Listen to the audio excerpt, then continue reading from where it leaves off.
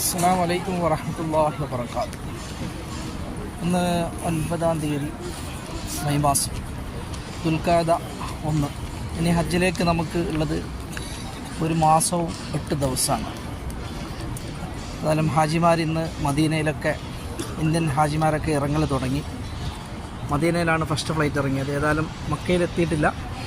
ഇത് അള്ളാഹുവിൻ്റെ മഹനീയ ഭവനം ഇന്ന് ഈ പ്രഭാതത്തിൽ നമുക്ക് കാണാം.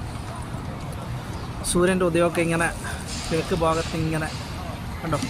എന്നാലും അള്ളാഹു നമ്മളെയൊക്കെ സംരക്ഷിക്കട്ടെ, എല്ലാ പ്രയാസ ബുദ്ധിമുട്ടുകളും അള്ളാഹു കാത്തൊരു സംരക്ഷിക്കട്ടെ. അതുപോലെ തന്നെ ഈ വർഷം ഹജ്ജിന് വരുന്ന ഹാജിമാർക്കൊക്കെ അള്ളാഹു ആരോഗ്യവും ആഫിയത്തും നൽകട്ടെ.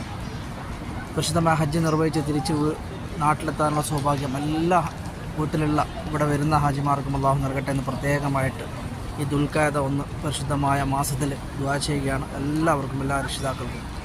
അസ്സലാമു അലൈക്കും വറഹ്മത്തുള്ളാഹി വബറകാതുഹു.